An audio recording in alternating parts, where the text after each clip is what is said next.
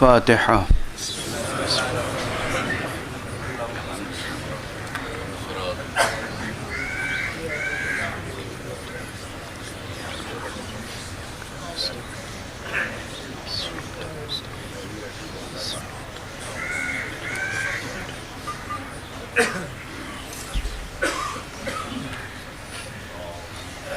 محمد والے محمد بلند کر سلام.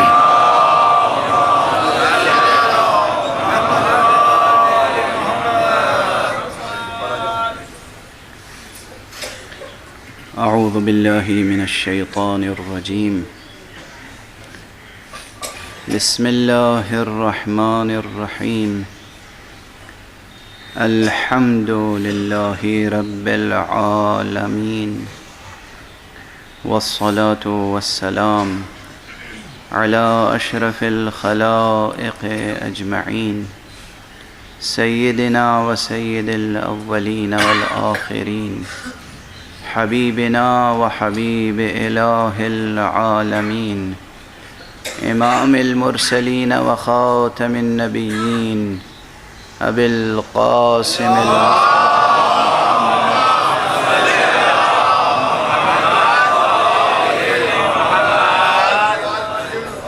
وعلى أهل بيته الطيبين الطاهرين الهداة المهديين المعصومين المظلومين، واللعنة الدائمة على أعداء الدين أجمعين.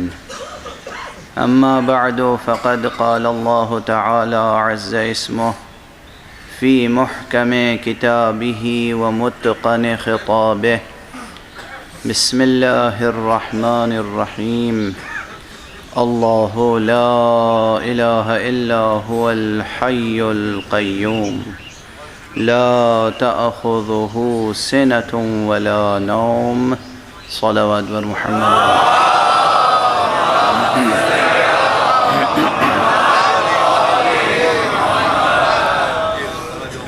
ایک مرتبہ اور بلند تر سے.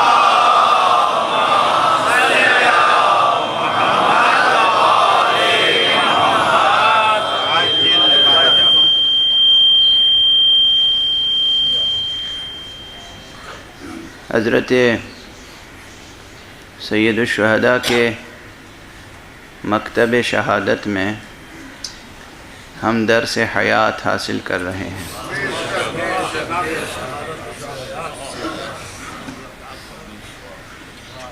اور وہ بھی حضرت حق سبحانہ و تعالی کے اس اسم گرامی، اسم عظیم، بلکہ اسم اعظم کی تجلیوں کے سہارے کہ جو الحی القیوم ہے.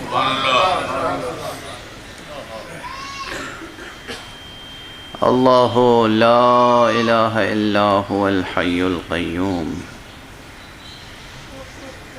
کوئی معبود نہیں ہے سوائے اس معبود کے جو حی ہے، قیوم ہے. اس آیت کریمہ کے ضمن میں نے گزارش کی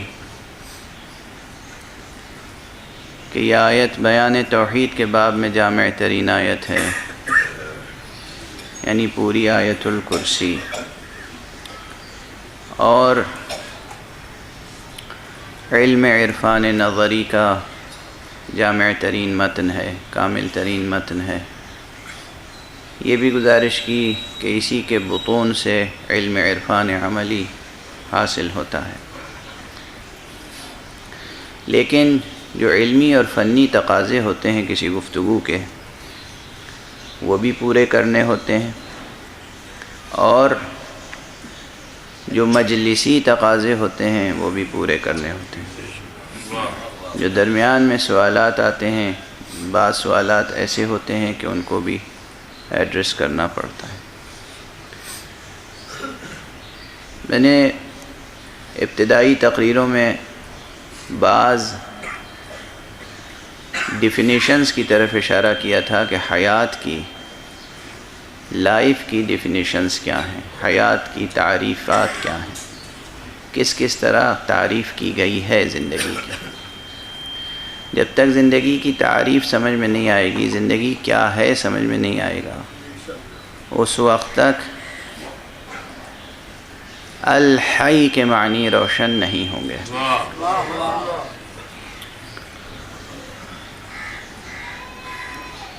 دیکھیے، اور روشن ہونے کے بھی طریقے مختلف ہوتے ہیں۔ کبھی کبھی کوئی شے روشن ہوتی ہے مگر اس کی روشنائی دوسروں کے لیے قابل افہام نہیں ہوتی۔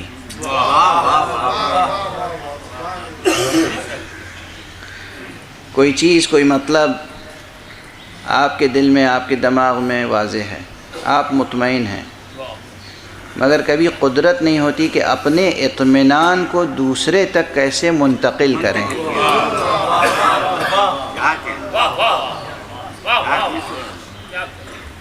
ایک چیز روشن ہے اپنی جگہ مگر دوسرے تک، اور عموماً جو حقیقتوں کے بیان میں ابہام پیدا ہوتا ہے وہ اسی مقام پہ جہاں الفاظ کا پیرہن پیکر حقیقت پر کوتاہ ہو جاتا ہے۔ حقیقت اپنی جگہ ہے مگر جو پیرہن بیان ہے، پیرہن سخن ہے، جو لفظوں کا پیرہن ہے وہ کوتاہ ہو جاتا ہے۔ یعنی اور ذرا درست تعبیر اختیار کی جائے تو کہا جا سکتا ہے کہ الفاظ خیانت کر جاتے ہیں۔ الفاظ خیانت کر جاتے ہیں، الفاظ میں اتنی وسعت نہیں ہے کہ حقائق کو جوں کا توں منتقل کر دیں۔ تمام عرفاء کے درمیان جو تعبیرات میں اختلاف ہے وہ اس کا ایک بڑا سبب یہ ہے، یہ بھی عارف وہ بھی عارف، یہ بھی صاحب کشف و شہود وہ بھی صاحب کشف و شہود، لیکن ان کے بیان میں اور ان کے بیان میں تفاوت ہے۔ یہ تفاوت کیوں ہے؟ یہ بھی عین ممکن ہے کہ کشف و شہود کے منازل میں ہی تفاوت ہو، لیکن یہ بھی ممکن ہے کہ مقام بیان میں تفاوت ہو۔ تو اس سے بھی گزرنا ضروری ہے، اور اس سے گزرنے کے لیے سہارا انہی کا لینا پڑتا ہے کہ جن کا بیان بھی اپنا بیان نہ ہو، اسی نے انہیں بیان سکھایا ہو۔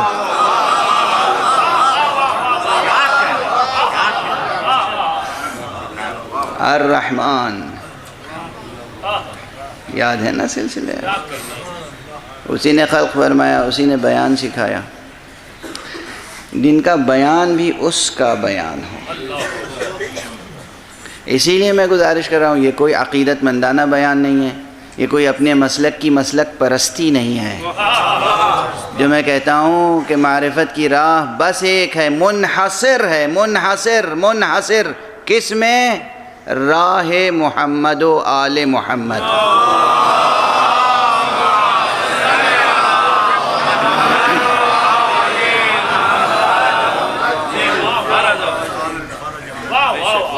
منحصر ہے یہ راہ۔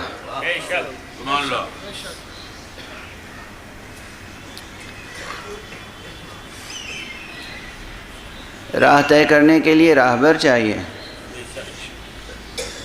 راہبر کے بغیر راہ طے نہیں ہوتی۔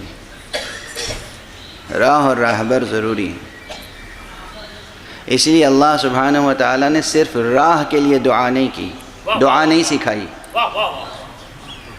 راہ کو راہبروں کے ساتھ جوڑ کر متعارف کرایا۔ لوگ ہم سے پوچھتے ہیں قرآن مجید میں امامت کا ذکر کہاں ہے؟ قرآن مجید میں یہ کہا ہے کہ امام معصوم ہونا چاہیے؟ ارے یہی ایک دعا تو ہے خدا کی قسم جس کے لیے ہم 5 بار نماز پڑھتے ہیں۔ اہدنا الصراط المستقیم صراط الذین انعمت علیہم غیر المغضوب علیہم ولا الضالین۔ صراط راہ ہے، الذین رہبر ہیں، کیسے کہ جو نہ کبھی گمراہ ہوئے ہوں، نہ غضب الہی کا شکار ہوئے ہوں، یعنی معصوم ہوں۔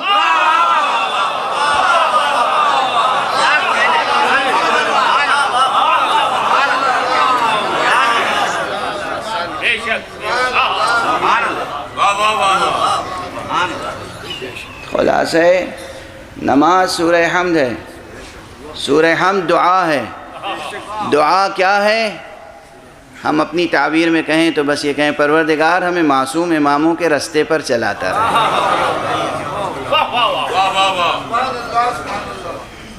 پروردگار ہمیں معصوم اماموں کے راستے پر ثابت قدم رکھ، ہدایت کر تو اس راستے کی، ثابت قدم رکھ تو اس راستے پر جو معصوم اماموں کا راستہ ہے۔ صراط الذین انعمت علیہم غیر المغضوب علیہم ولا الضالین۔ بہرحال اس وقت سورہ حمد میرے موضوع میں شامل نہیں ہے، لیکن یہ کہ مقام استشہاد میں بہت سی باتیں درمیان میں آتی ہیں، اس لیے گزارش کر دی میں نے، اشارہ کر دیا۔ اور یاد رکھیے گا یہ بھی مسلک پرستی نہیں ہے، غور کیجئے، تعبیر میں اختلاف ہو سکتا ہے، جوہر تعبیر ایک ہے۔ لفظ بدل دیجئے، جوہر معنی وہی ہے، لفظ بدل دیجئے۔ اچھا لفظ کون سا لفظ بدلنا چاہتے ہیں؟ معصوم کوئی ایسا خراب لفظ ہے کہ اس سے آپ کو چڑ ہے؟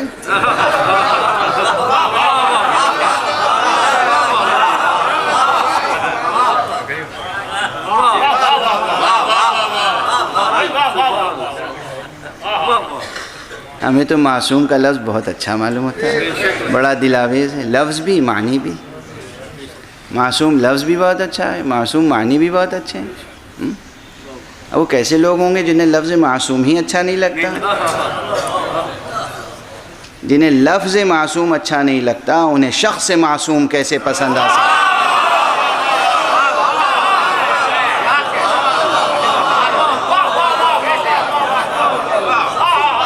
صلوات پڑھ دیجئے محمد۔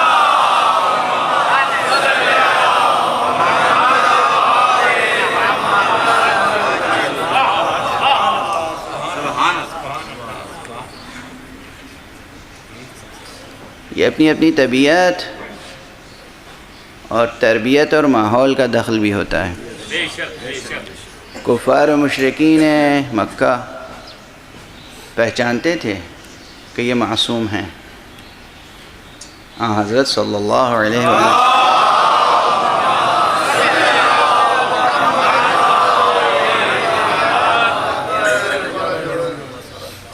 حضور کو جانتے تھے کہ یہ امین ہیں، یہ صادق ہیں۔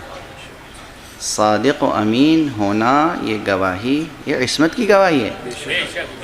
اور کس چیز کی گواہی ہے؟ یہ معصوم ہونے کی گواہی ہے۔ صادق و امین ہونا معصوم ہونے کی گواہی ہے۔ سب کہتے تھے یہ صادق ہیں، امین ہیں، مگر اسی صادق اور امین کو اس کے پاس امانتیں بھی رکھتے تھے، اس صادق کے پاس امانتیں بھی رکھتے تھے، مگر شقاوت کس درجہ تھی؟ اسی کو جس کو صادق سمجھتے تھے، اسی کو جس کو امین سمجھتے تھے، اسی کو جس کے پاس امانتیں رکھی تھیں، اسی کو قتل کرنے کے لیے حصار کر کے کھڑے ہو گئے، اپنی امانتیں واپس لیے بغیر۔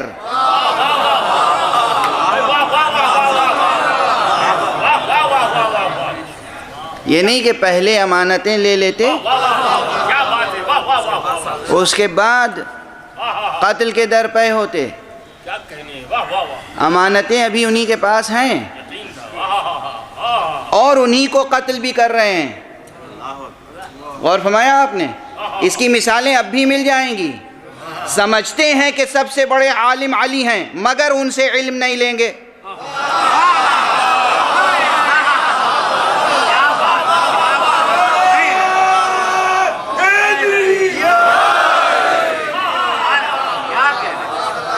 معلوم ہے کہ سب سے اچھا اور سب سے سچا فیصلہ علی کرتے ہیں، مگر ان سے فیصلہ نہیں کرائیں گے۔ معلوم ہے کہ سب سے زیادہ شجاع علی ہیں، مگر ان کو رہبر و امام نہیں بنائیں گے۔ جہاں ایک ہی ذات میں علم بھی ہو، شجاعت بھی ہو، عدل و انصاف بھی ہو، ساری صفتیں کمال پر ہو، اسی کو تو معصوم کہتے ہیں، اور کسے معصوم کہتے ہیں؟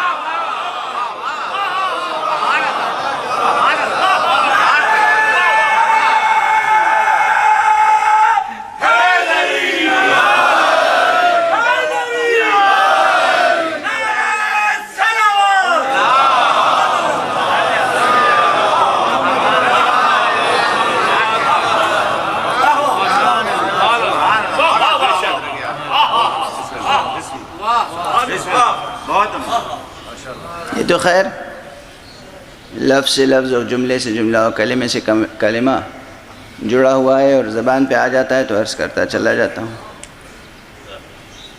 بات تو یہ ہو رہی تھی کہ ہمیں راہ طے کرنی ہے، بغیر رہبر کے طے نہیں ہو سکتی۔ راہ کون سی طے کرنی ہے؟ راہ عرفان طے کرنی ہے، عرفان نظری بھی، عرفان عملی بھی۔ عرفان نظری اور عرفان عملی دونوں کہاں ہے؟ آیت الکرسی میں جمع ہے۔ آیت الکرسی کی تفسیر میں ظاہر ہے کہ تفسیر کا بھی حق ادا ہونا ہے اور تعویل کا بھی حق ادا ہونا ہے۔ آج اب بات آ گئی زبان پر تو میں تفسیر اور تعویل کا فرق اور ذرا واضح کر دوں۔ ایک ہوتا ہے ترجمہ، ایک ہوتا ہے ترجمانی، ایک ہوتی ہے تفسیر، ایک ہوتی ہے تعویل۔ ترجمہ یہ ہے کہ کہنے والے نے جو الفاظ ادا کیے وہ جس زبان میں ادا کیے، آپ نے دوسری زبان میں وہی بات کہہ دی، لیکن نہ کچھ گھٹایا نہ کچھ بڑھایا۔ حالانکہ یہ بہت مشکل ہوتا ہے، کیونکہ گھٹانا بڑھانا پھر مترجم کے اختیار میں نہیں ہوتا ہے۔ جہاں الفاظ خود ہی گھٹ جائیں یا بڑھ جائیں اختیار میں نہیں ہوتا ہے۔ اب لفظ اللہ ہے، اس میں جو جلال ہے، جو جمال ہے، جو معانی ہیں، وہ سب آپ ترجمے میں لفظ معبود لکھ دیں، وہ کیفیت ہی نہیں پیدا ہوگی، وہ حقیقت ہی نہیں بیان ہوگی۔ تو بہرحال اور یہ بھی ذہن سے نکال دیں کہ ترجمے کے معنی ہے صرف ایک زبان سے دوسری زبان میں ترجمہ کرنا۔ حقیقت ترجمے کی یہ ہے کہ لفظ کو لفظ سے بدل دیا جائے، یہ ترجمہ ہے، چاہے ایک ہی زبان میں کیوں نہ ہو۔ عربی کا ایک کلمہ عربی کے دوسرے کلمے سے بدل دیا جائے، جو مترادف کلمے ہوں، یہ ترجمہ ہے۔ اچھا، ایک لفظ کے بدلے ایک لفظ رکھ دیا آپ نے، یا ایک لفظ کے بدلے دو لفظ رکھ دیے، جس سے اس لفظ کے صرف بدل فراہم کر دیا آپ نے، یہ ہے ترجمہ۔ تفسیر کیا ہے؟ اب اس معنی کی یہ اس لفظ کی مزید وضاحت، اس مفہوم کی وضاحت تفسیر ہے، وہ بھی لفظوں میں جس قدر کرتے چلے جائیے تفسیر ہے۔ توجہ رکھیے گا، اس مدرسہ حسینی میں جس کی بنیادی کتاب قرآن مجید ہے، ہمارے ہر طالب علم اور ہر سامع کو تفسیر اور تعویل کے معنی بہت روشن طور پر معلوم ہونے چاہیے۔ میں مثال عرض کروں کہ فرض کیجئے کہ میں ایک اندھے کنویں سے نکالا گیا، کچھ نہیں جانتا، دنیا و ما فیہا۔ اب میں نے ایک لفظ سنا واٹر، مجھے معلوم ہی نہیں واٹر کیا ہوتا ہے۔ میں نے کہا واٹر یعنی کیا؟ تو کسی نے کہا واٹر یعنی پانی۔ یہ کیا ہوا؟ ترجمہ۔ میری پھر بھی سمجھ میں نہیں آیا پانی یعنی کیا۔ تو کہا گیا پانی ایک میٹر ہے، ایک مادہ ہے، سیال ہے، لکوڈ ہے، بے رنگ ہے، اس سے آگ بجھائی جاتی ہے، پیاس بجھائی جاتی ہے، اس سے کھیتوں کی سینچائی ہوتی ہے۔ وہ خود تو لذت نہیں رکھتا، مگر ہر پھل میں اسی سے لذت پیدا ہوتی ہے۔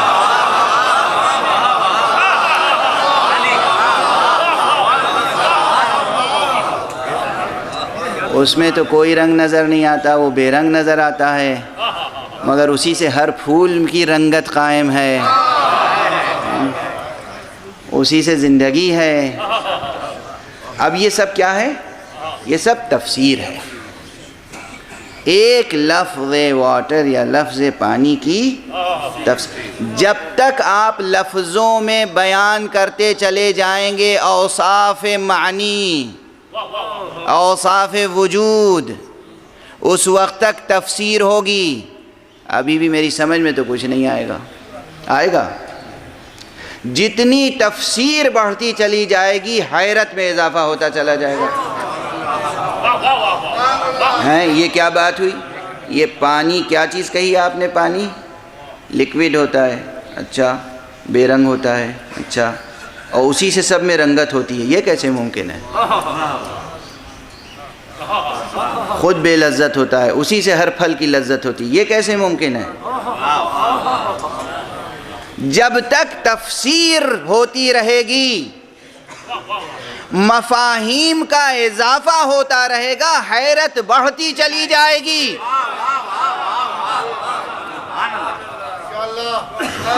یہ ہے تفسیر۔ ترجمہ لفظ کو لفظ سے بدلنا، تفسیر اس کی وضاحت کرتے جانا، تشریح کرتے جانا، عروس معنی کی زلفوں کو بکھیرتے جانا۔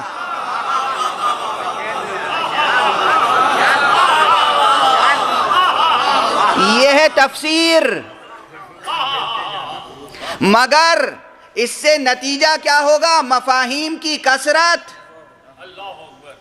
اور ازدیاد حیرت۔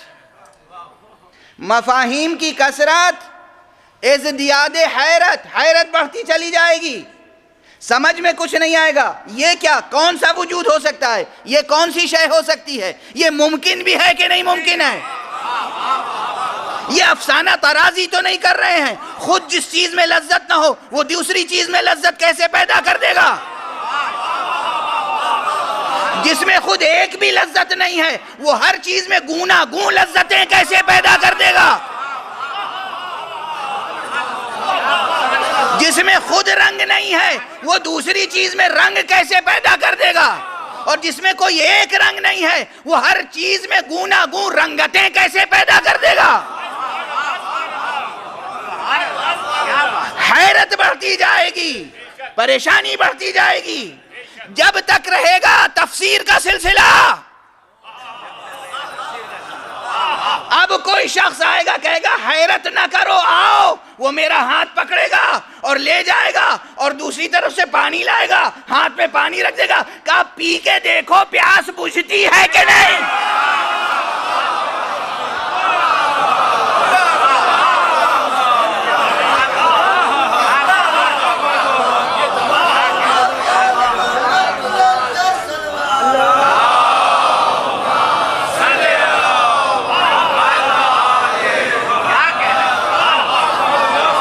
پی کے دیکھو تو صحیح، پیاس بجھتی ہے کہ نہیں؟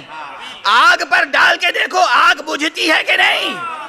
پودے میں پانی ڈال کے دیکھو، دیکھو پیڑ سرسبز و شاداب ہوتا ہے کہ نہیں؟ دیکھو یہ مرجھایا ہوا پھول تر و تازہ ہو جاتا ہے کہ نہیں؟ دیکھو اس پھل میں لذت پیدا ہوتی ہے کہ نہیں؟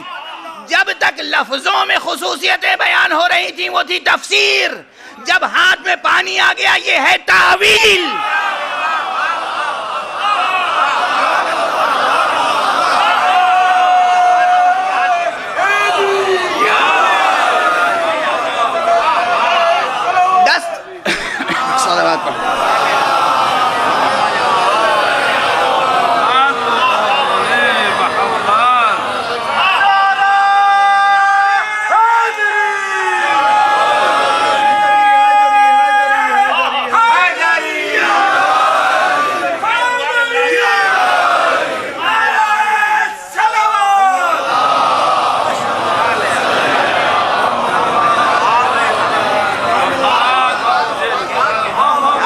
تفسیر و تعویل کے معنی سمجھے؟ ایک ہے ترجمہ، ایک ہے تفسیر، ایک ہے تعویل۔ اتنی بات سمجھ میں آئی؟ اب سنیے گا میرا جملہ۔ ہمیں تعویل کا طعنہ دینے والے یہ کہنے والے کہ تم اہل تعویل ہو سوچیں تو کہ کیا کہہ رہے ہیں۔ ہاں ہم اہل تعویل ہیں، ہمیں ناز ہے، ہمیں فخر ہے، ہم قرآن کو صرف تفسیر کے سہارے پہ چھوڑتے نہیں۔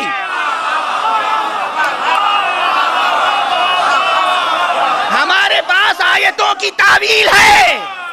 جب تک ہم کہیں گے اہدنا الصراط المستقیم، صراط کی تفسیر جب تک کرتے رہیں گے صراط طے نہیں ہوگی، حیرت بڑھتی چلی جائے گی۔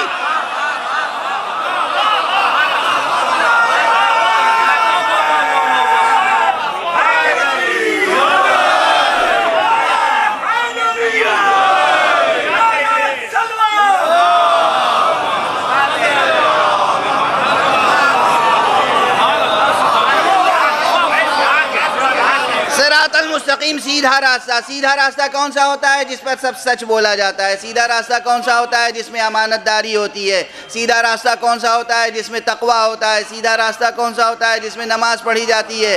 سیدھا راستہ کون سا ہوتا ہے؟ جس میں روزہ رکھا جاتا ہے۔ سیدھا راستہ کون سا ہوتا ہے؟ جس میں حج کیا جاتا ہے۔ سیدھا راستہ کون سا ہوتا ہے؟ جس میں صدقے دیے جاتے ہیں۔ سیدھا راستہ کون سا ہوتا ہے؟ جس میں قربانیاں دی جاتی ہیں۔ جب تک لفظوں میں بیان کرو گے یہ سیدھا راستہ معمہ بن جائے گا۔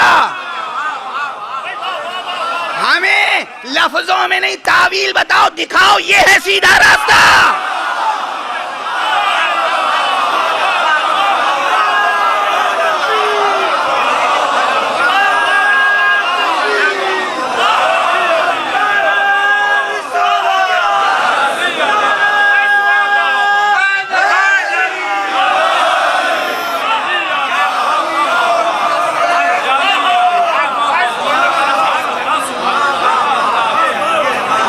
لفظوں سے بات نہیں بنے گی، کسی نہ آج تک بنی ہے نہ کبھی بنے گی۔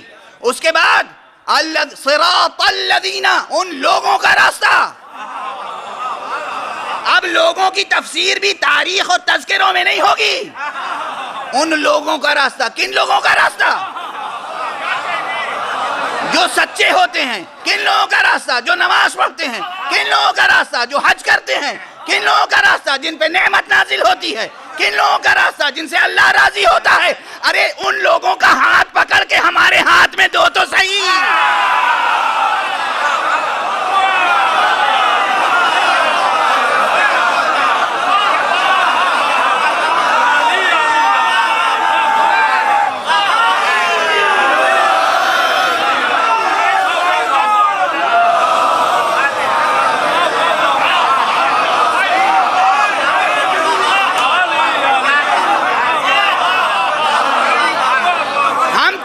تفسیروں کے سہارے سے کہاں کہاں بھٹکتے رہیں گے،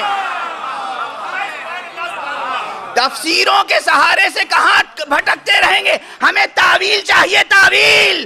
اسی لیے اللہ نے کہا تھا اے رسول ہم نے صرف قرآن سنانے کے لیے نہیں بھیجا ہے، امت کا ہاتھ پکڑ کے علی کے ہاتھ میں رکھو۔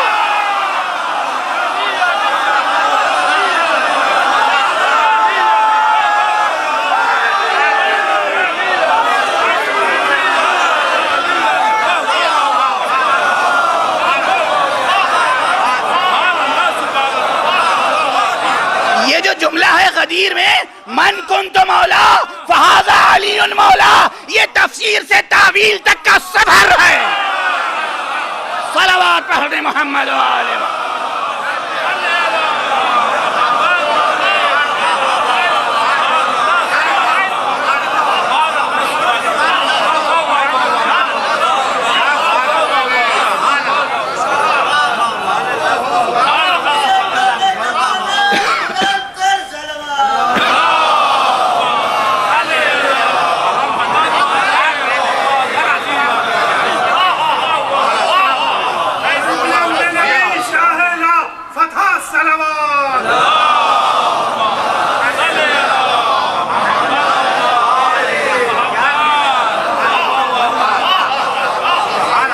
سمجھ میں آئی؟ تفسیر و تعویل کا فرق سمجھ میں آیا؟ تفسیر و تعویل کا فرق سمجھ میں آیا؟ ہم ہیں اہل تعویل اس لیے کہ ہمارے ہاتھوں میں ہاتھ ہے رہبر کا۔ ہم اہل تعویل ہیں، ہمیں ناز ہے، فخر ہے۔ ہم اہل ترجمہ بھی ہیں، اہل تفسیر بھی ہیں، اہل تعویل بھی۔ یہ تو ممکن ہے کوئی اہل ترجمہ ہو لیکن اہل تفسیر نہ ہو،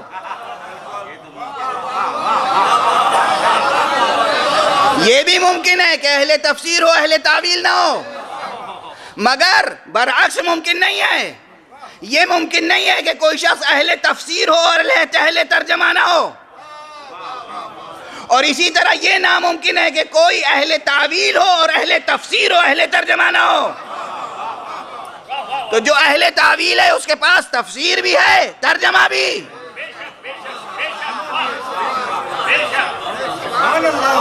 یہ مدرسہ حسینی ہے، میدان غدیر سے میدان کربلا تک، میدان غدیر سے میدان کربلا تک یہ وہ صراط ہے جو اہل تعویل کی صراط ہے۔ صلوات پڑھنے محمد و آل محمد۔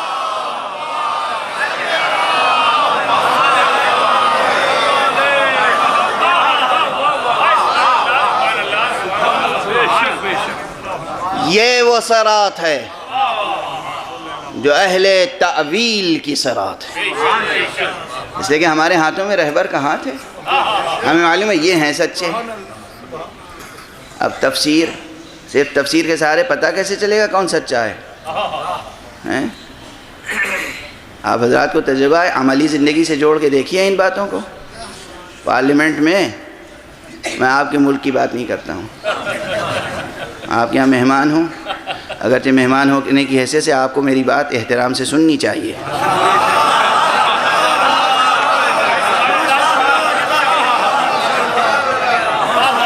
مگر خیر، میں چونکہ مہمان ہوں اس لیے آپ کو کچھ نہیں کہتا۔ آپ کے یہاں بہت اچھی پارلیمنٹ ہوگی، بہت اچھے وزیر ہوں گے، بہت اچھے ممبران پارلیمنٹ ہوں گے، بہت اچھے سیاستداں ہوں گے، بہت اچھے سماجی کام کرنے والے ہوں گے، زندگی کے ہر شعبے میں بہت اچھے اچھے لوگ ہوں گے۔ آخر بالآخر مسلمان ملک ہے۔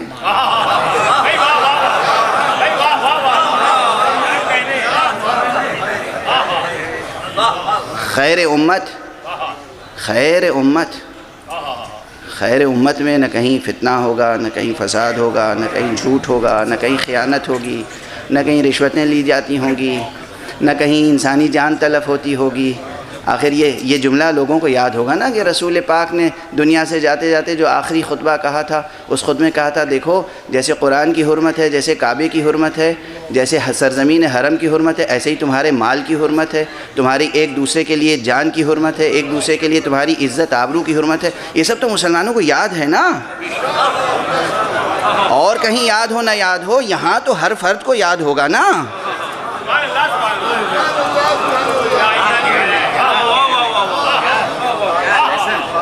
اور جب یہ سب یاد ہے تو پھر کافی ہے نجات کے لیے، دنیا بھی آپ کی بہشت، آخرت بھی آپ کی۔ یہ کیسا بہشت بنا ہوا ہے ملک آپ کا، کیسا جنت نظیر، کوئی نہ لغو بات ہے، نہ کوئی فتنہ ہے، نہ کوئی فساد ہے، سب امن اور چین، لا خوف علیہم ولا هم یحزنون کی کیفیت میں فرزندان توحید زندگی بسر کر رہے ہیں۔ ہم آپ سے تو کچھ کہہ ہی نہیں سکتے۔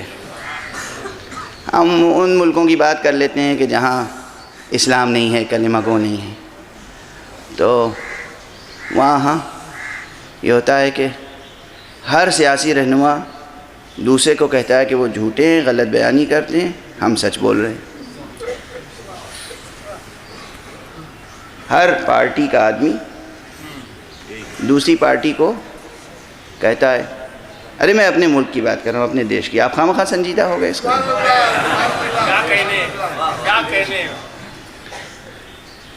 ہر پارٹی کا آدمی دوسری پارٹی کو کہتا ہے یہ غلط بیانی کرتے ہیں۔ اور دیکھیے جھوٹ بولتے ہیں مگر جھوٹ کا احترام کتنا کرتے ہیں۔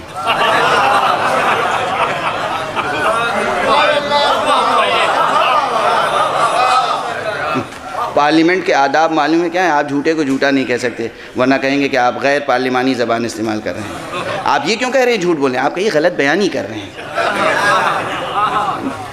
غلط بیانی کر رہے ہیں، یہ لفظ جو ہے قبول ہے۔ یعنی دیکھیں نا، جھوٹ کا احترام سکھایا جا رہا ہے، جھوٹے کا احترام سکھایا جا رہا ہے۔ مجھے یہ نہیں معلوم کہ یہ رسم چلی کب سے ہے.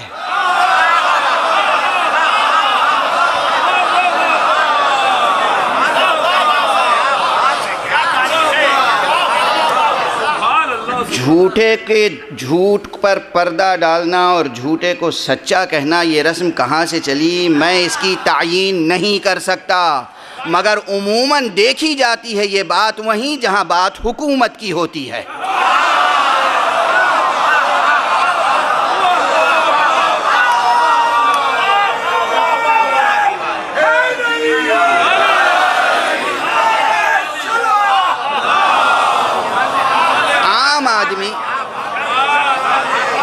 عام آدمی تو دو دو چار، وہ کہاں اتنے تکلفات وغیرہ جانتا ہے.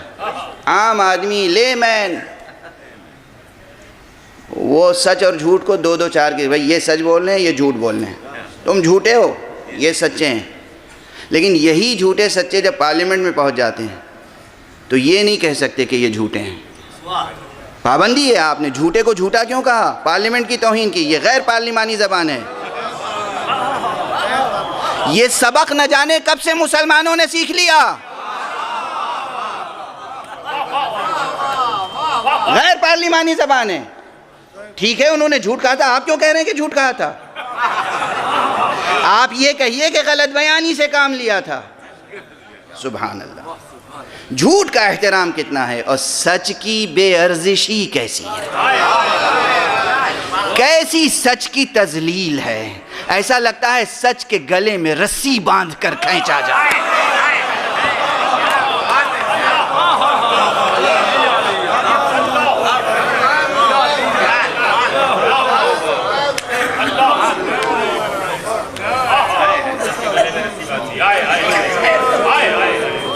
جھوٹ کو سرفراز کیا جا رہا ہے،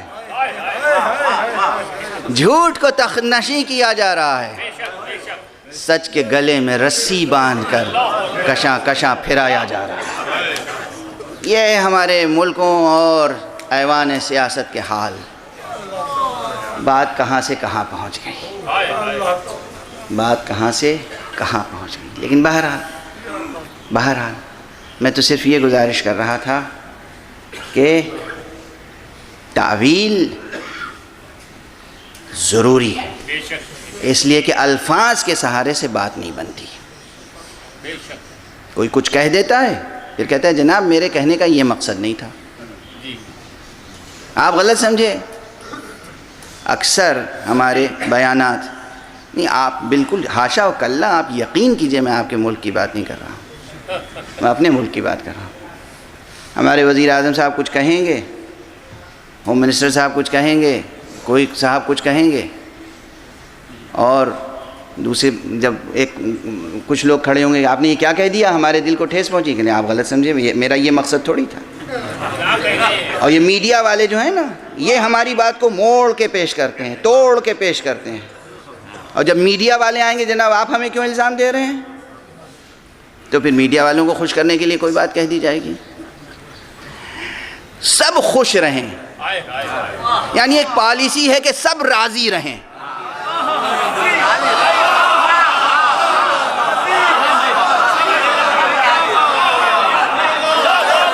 ہم سب سے راضی رہیں، ہم سب سے راضی رہیں، سب ہم سے راضی رہیں. یہ ایک پالیسی ہے.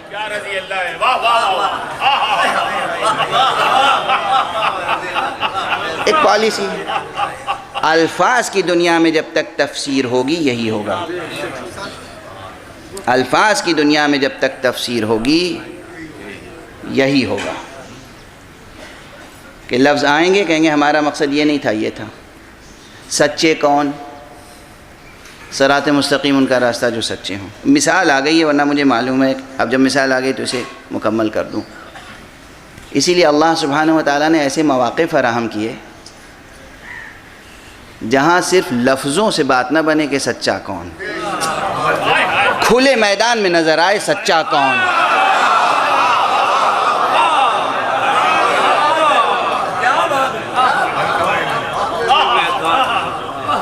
قرآن نے کہا کونوا مع الصادقین، سچوں کے ساتھ ہو جاؤ. اب اہل تفسیر کیا کریں گے؟ سچ کسے کہتے ہیں؟ اب پہلے تو یہی بحث ہوگی کہ یہاں صدق سے مراد صدق منطقی ہے کہ صدق فلسفیانہ ہے، صدق خارجی ہے کہ صدق داخلی ہے۔ مولانا صدق کی کتنی قسمیں ہیں؟ قضایا کی صداقت کا معیار کیا ہے؟ کیا فی الواقع و فی نفس الامر سچے ہیں، یا یہ کہ بیان قائل جو کہنے والا ہے اس کے باور میں یہ حقیقت ہے، اس کے گمان میں یہ حقیقت ہے، سچ ہے؟ سچ کا معیار کتنا ہے؟ یہ منطقی کے حوالے آپ کو کر دیا جائے تو سب سمجھ میں آ جائے گی بات۔ سچ کا معیار کیا ہے؟ تو تفسیر قیامت تک ہوتے رہے گی، پہلے کہ سچ کیا ہے، پھر یہ ہوگا کہ سچ کے ساتھ ہونے کے کیا معنی ہے۔ کون سی بات ہے جس پہ بحث نہیں کی گنجائش نہیں ہے؟ ساتھ ہونے کے کیا معنی ہے، سچ کیا ہے، سچا کون ہے، ساتھ ہونے کے کیا معنی ہے، یہ سب تفسیر کے میدان میں جائیں گے، بکھر کے رہ جائیں گے۔ اس لیے اللہ نے ایسا موقع فراہم کیا میدان مباہلہ میں،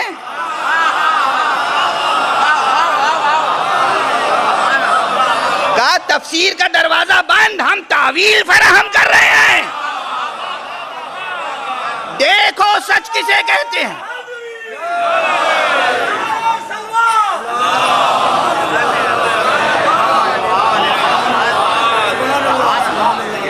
دیکھو سچ کسے کہتے ہیں، دیکھو سچا کسے کہتے ہیں۔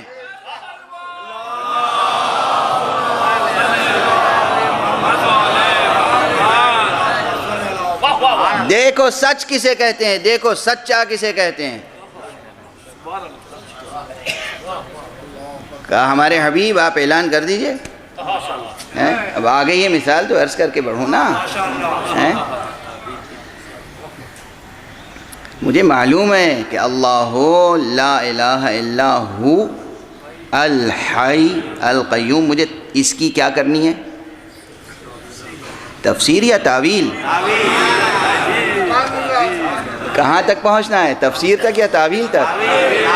اور ابھی تو ترجمہ بھی نہیں ہوا، ابھی ترجمہ نہیں ہوا مولانا، ابھی ترجمہ نہیں ہوا، الحی کا ترجمہ ابھی نہیں ہوا۔ لوگ 10 دن تقریریں کرتے ہیں اپنے علم کے اظہار میں، میں 10 دن گزار دیتا ہوں اپنی عاجزی کے اظہار میں۔ ہم سے تو قرآن کے ایک کلمے کا ترجمہ نہیں ہو پاتا۔ الحی کا ترجمہ آسان ہے کیا؟ ترجمہ آسان نہیں ہے تو تفسیر کیا ہوگی؟ اور تفسیر جب ممکن نہ ہو تو تعویل تک پہنچنا کہاں ممکن ہوگا؟ ہم جیسوں کے بس کی بات نہیں ہے کہ قرآن کا ترجمہ کر سکیں یا تفسیر یا تعویل، مگر یہ کہ حق خود کرم فرمائے۔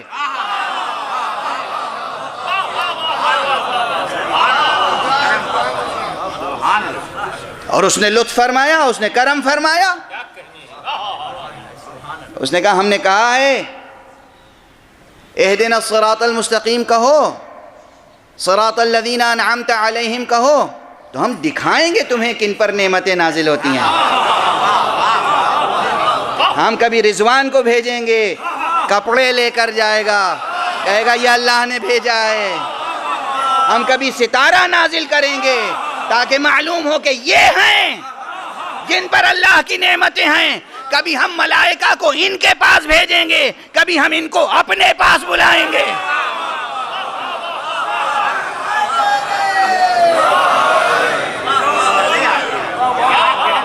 ہم جب کہیں گے کونوا مع الصادقین تو بس کہہ کے چھوڑ نہیں دیں گے کہ ہمیں معلوم ہے قیامت تک آنے والے کیسے کیسے ذہین ہوں گے، اور یہ عقل عیار بشری کیا کیا گل کھلائے گی۔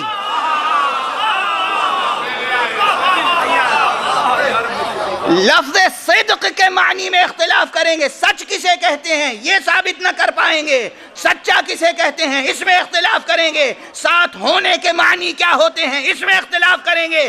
اس لیے میں از باب لطف و کرم میں نے کہا ہے سچوں کے ساتھ ہو جاؤ تو ابہام میں نہیں چھوڑوں گا، تحیر میں نہیں رہنے دوں گا، بھٹکنے کے راستے بند کر دوں گا، سارے راستے بند کر کے دکھاؤں گا، آؤ میدان مباہلہ میں۔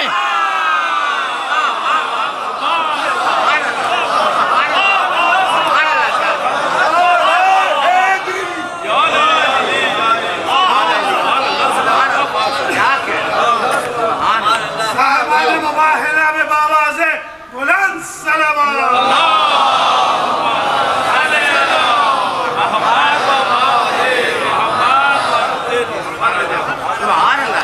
کیسا کریم ہے ہمارا رب، کیسا رحیم ہے، کیسا رحمان ہے، کیسا ہادی ہے۔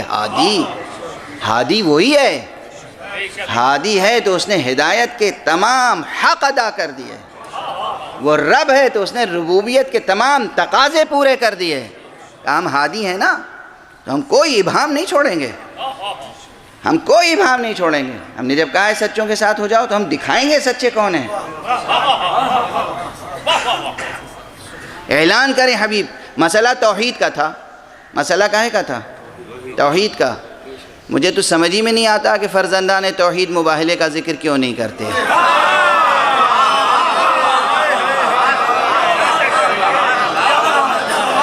خدا کی قسم مسئلہ توحید کا تھا، تثلیث و توحید کی جنگ تھی، شرک اور توحید کی جنگ تھی۔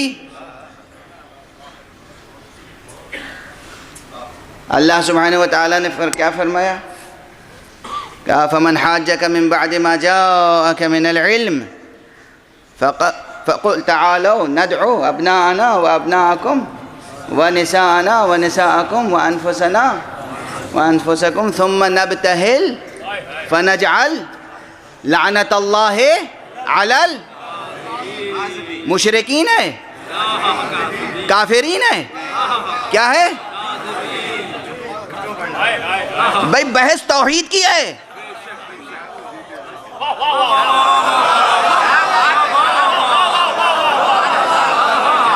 بحث توحید کی ہے۔ تثلیث حق ہے یا توحید؟ ہونا چاہیے تھا لعنت اللہ علی المشرکین یا لعنت اللہ علی الکافرین، ہے لعنت فنجعل لعنت اللہ علی الکاذبین۔ آؤ اور لعنت کریں جھوٹوں پر۔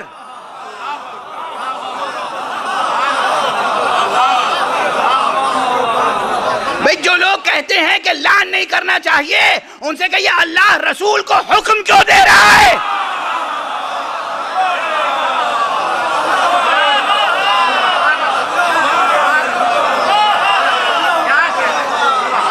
کس چیز کا حکم ہے اور کس کو؟ نبی رحمت، رحمت للعالمین، صاحب خلق عظیم، صاحب خلق عظیم، انک لعلی خلق عظیم۔ سند کس نے دی؟ قرآن نے۔ وما ارسلناک الا رحمتا للعالمین، سند کس نے دی؟ قرآن نے۔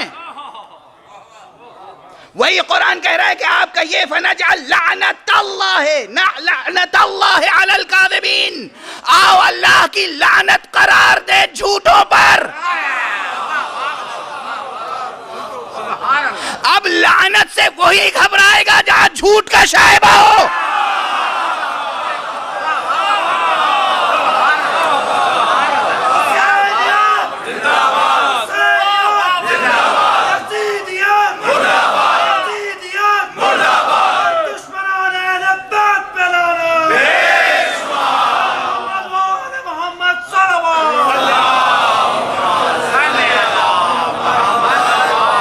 جھوٹ کا شائبہ، جھوٹ سے بچیے، جھوٹ سے بچیے۔ مسلک کی بات نہیں ہے، مذہب کی بات نہیں ہے، جھوٹ سے بچیے، جھوٹ سے بچیے، سچوں کے ساتھ ہو جائیے۔ اعلان خدا ہے زبان مصطفیٰ پر، آؤ لعنت کے لیے جمع ہو۔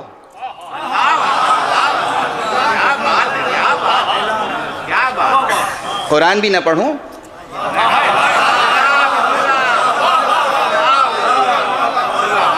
آیت نہ پڑھوں، اب تک تو کہتے تھے تعویل بیان نہ کیجئے، ترجمہ بھی نہ کروں۔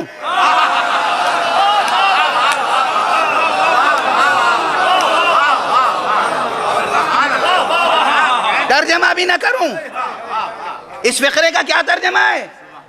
فنجعل، قرار دیں لعنت اللہ، نقطہ نقطہ نقطہ،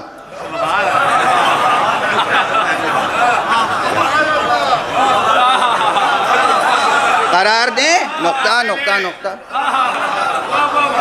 جھوٹوں پر قرار دیں، خط جھوٹوں پر، اور انسان سے کہیں خالی جگہ پر کرو۔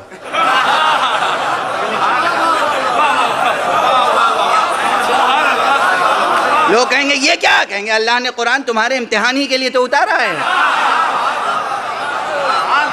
خالی جگہوں کو پر کرو۔ ہمارے سابق ایجوکیشن منسٹر صاحب تشریف فرمائیں اور مسکرا رہے ہیں۔ کیا ان کی ماں نے ان کی تربیت کی ہے، خدا انہیں جزائے خیر عطا فرمائے۔ اور ان کے دیکھیے یہ مسئلہ بڑا اہم ہوتا ہے، تربیت کا مسئلہ۔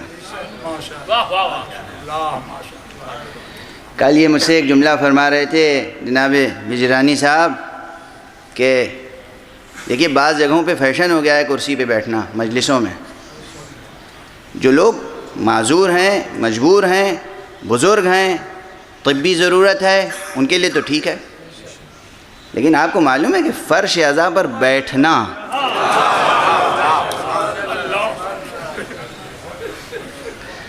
درخت اگتا ہے زمین پر، فضا میں نہیں۔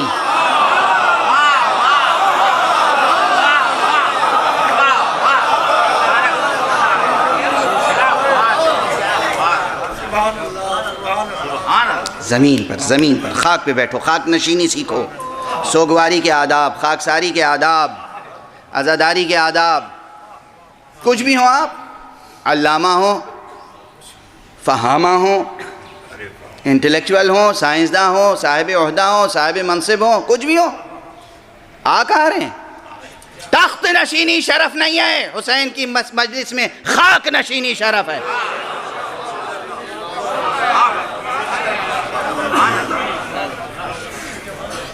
میں اس لیے نہیں کہہ رہا ہوں کہ میں ان کا مہمان ہوں، کیونکہ یہ گھر کی مجلس ہے، اس لیے جو لوگ گھروں میں مجلس کرتے ہیں ان کے لیے کہہ رہا ہوں۔ گھروں کی مجلسیں یوں ہی قائم نہیں رہتی جب تک کہ گھر کے افراد تربیت کی طرف متوجہ نہ ہو۔ میں اپنی آنکھوں سے دیکھتا ہوں کہ کس طریقے سے نجم الحسن جعفری صاحب اپنی مجلسوں کے لیے بے چین رہتے ہیں، بے قرار رہتے ہیں۔ پروردگار انہیں صحت و عافیت عطا فرمائے۔ اور میں حاشا و کلّا آپ اس سے باور کیجیے گا کہ میں مہمان ہوں اس لیے نہیں گزارش کر رہا ہوں، میں یہ دیکھتا ہوں کہ ان کے فرزندان غلام عباس صاحب اور منور اور ان کے داماد اور ان کے عزیز و اقربا اور احباب، آپ حضرات یہاں 8:30 بجے میرا بیان سماعت فرمانے کے لیے تشریف لاتے ہیں۔ یہ بچے یہ 5:30 بجے اور 5 بجے سے فرش بچھانا شروع کرتے ہیں، اور اسی وقت سے وہ اور ان کے ساتھ خاتون خانہ بچوں کو اٹھانا جگانا ہے۔ مولا کی مجلس ہے، عزا خانہ کیسے سجائے؟ لوگ آئیں گے، عزادار آئیں گے۔ تربیت کا ماحول، تربیت کا ماحول۔ اور جہاں جہاں گھروں میں مجلسیں ہوتی ہیں، یہ گھروں کی مجلسیں بڑی اہمیت رکھتی ہیں، بڑی اہمیت رکھتی ہیں۔ بس ایک جملہ آ گیا زبان پہ تو میں نے عرض کیا، کس قدر سعادت مند ہیں وہ لوگ جہاں یہ تربیت کا ماحول ابھی قائم ہے۔ خدا انہیں جزائے خیر عطا فرمائے اور ان کی نسلوں میں قیام قیامت تک یہ سلسلہ باقی رہے۔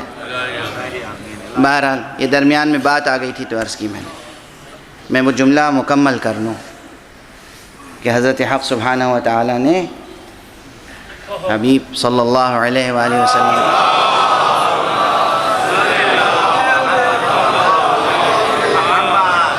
کا اعلان کر دیں۔ اعلان ہوا، کیا اعلان ہوا؟ آؤ ہم سب جمع ہوں اور جھوٹوں پہ اللہ کی لعنت قرار دیں۔ اور جمع ہوئے، کون کون جمع ہوا؟ اب رسول نے یہ اعلان نہیں کیا کہ جتنے سچے ہوں آ جائیں،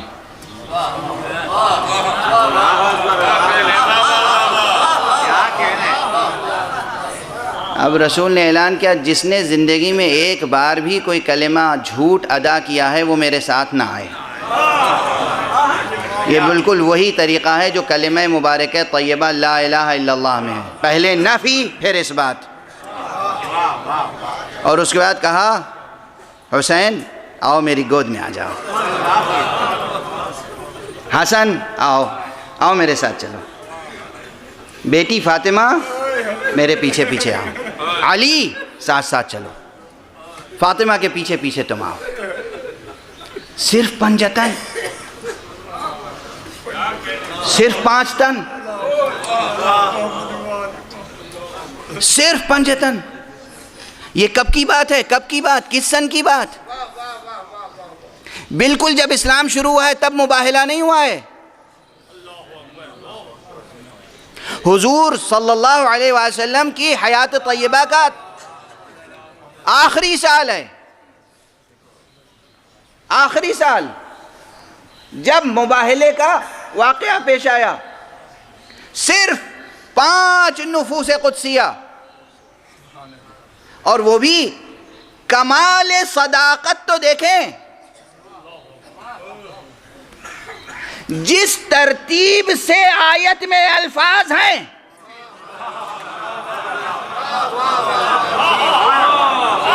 اس ترتیب سے صداقت کا کارواں جا رہا ہے.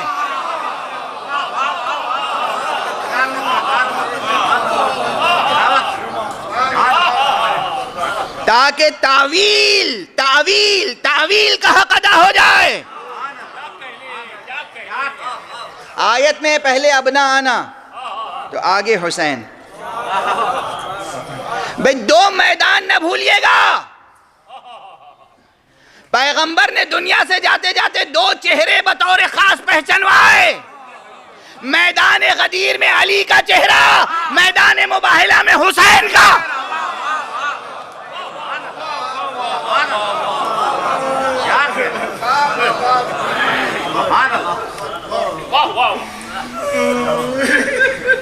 بھولیے گا نہیں. ہر میدان میں, ہر مہم پر, ہر سریے میں, ہر غزوے میں علی ساتھ ساتھ جاتے تھے, اور آگے آگے علم علی کے ہاتھ میں اکثر ہوتا تھا. اب میدان مباہلہ میں جا رہے ہیں تو گود میں حسین ہے. نظر کسی کی پڑے گی تو سب سے پہلے کون نظر آئے گا؟ اللہ اکبر. حسین علیہ السلام گود میں,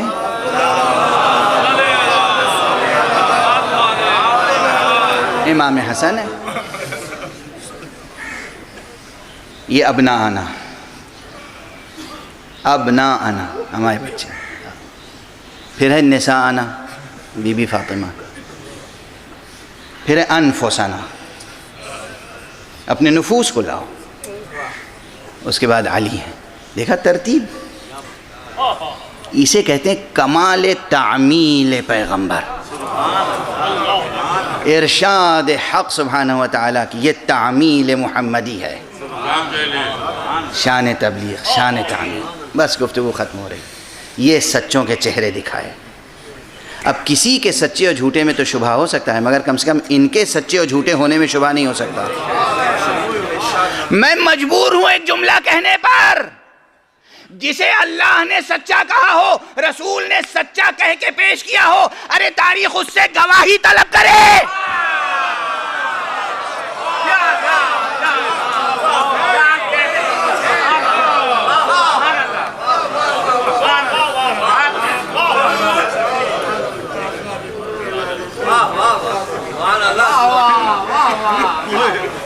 بس مجلس ختم ہو گئی. وقت کے دامن میں گنجائش نہیں ہے. آج صرف یہ بات گزارش کر سکا کہ ترجمے, تفسیر اور تعویل میں فرق کیا ہے.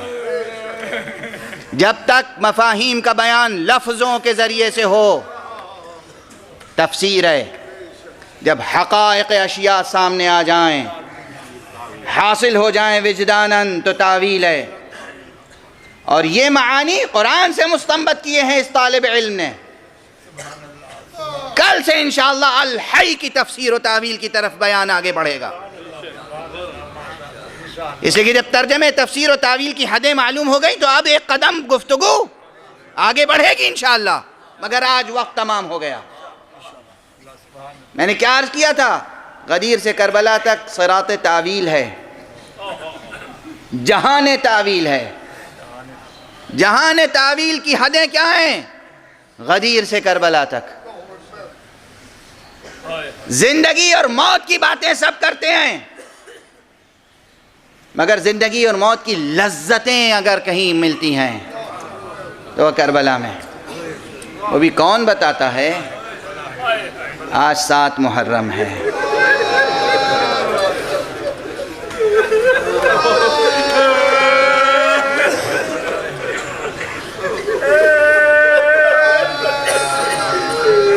اجرکم علی اللہ، اجرکم علی اللہ۔ خدا آپ کو کسی غم میں نہ رولائے سوائے غم اہل بیت کے۔ بس طاقت آج محسوس نہیں ہو رہی ہے اس سے زیادہ بیان کرنے کی۔ آج 7 محرم ہے، آج ہمارے عزا خانوں میں اس کا ماتم ہوتا ہے کہ جس کے لیے تاریخ کہتی ہے لم یبلغ الحلم، ابھی بالغ نہیں ہوئے تھے۔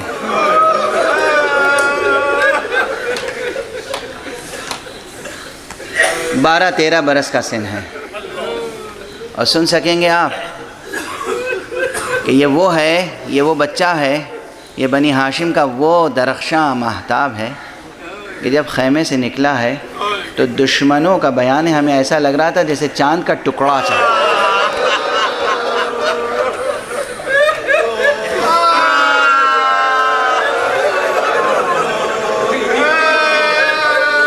اجرکم اللہ۔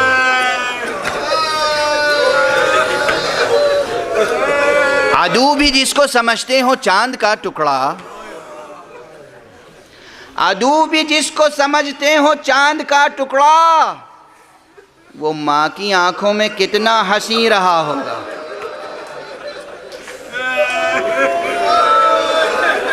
یہ کوئی اور نہیں، یہ قاسم کا بیان ہے، قاسم ابن حسن۔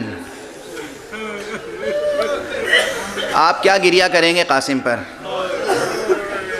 تاریخ کربلا میں یہ تنہا ایسی شہادت ہے، ہر شہادت کی اپنی خصوصیت ہے۔ حضرت عباس کی شہادت کی اپنی خصوصیت ہے، حضرت علی اکبر کی شہادت کی اپنی خصوصیت ہے۔ یہ تنہا وہ خصوصیتیں اس میں ہیں کہ جناب قاسم جب حضرت امام سید الشہداء علیہ السلام سے رخصت طلبی کے لیے آئے تو بعض مورخین نے لکھا ہے کہ امام نے سینے سے لگایا اور اتنا روئے کہ امام غش کھا کے گر۔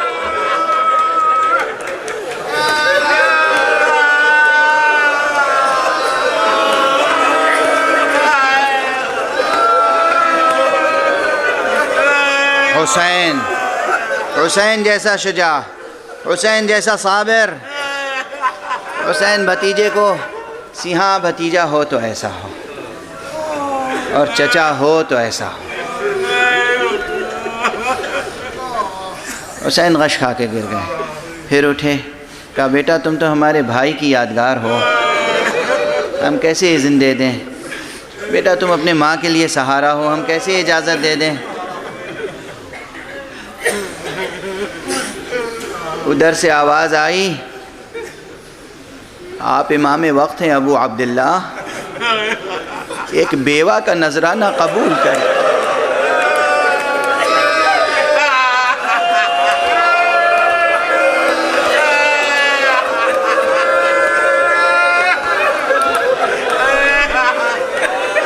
بیوہ کا نذرانہ قبول کر لیجئے۔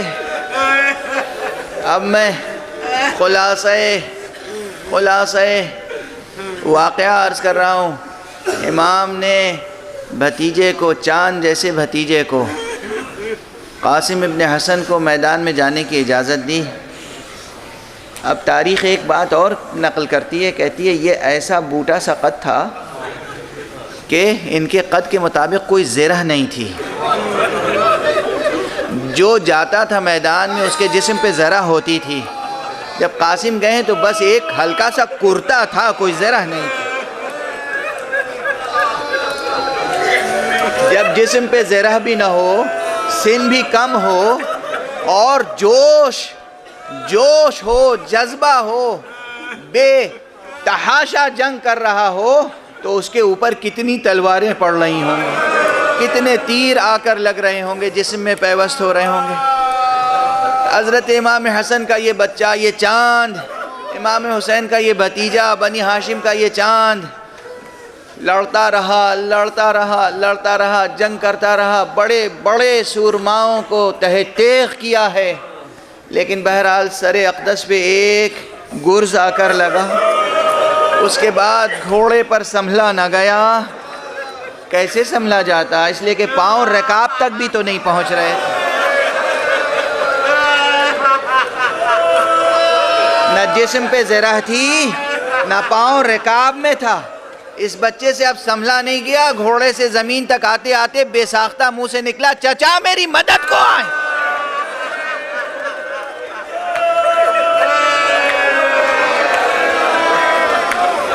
اجرکم علی اللہ. امام نے جملہ سنا اور جس قدر بھی سرعت کے ساتھ ممکن تھا جناب قاسم تک پہنچنے کی کوشش کی. اس آواز کی سمت میں بڑھے, قریب جا کے دیکھا تو دیکھا ایک شقی ہے جو چاہتا ہے کہ سر قلم کرے. حسین سے یہ منظر دیکھا نہ گیا. کہا وہ شقی میرے ہوتے ہوئے وہ قاسم کا سر قلم نہیں کر سکتا.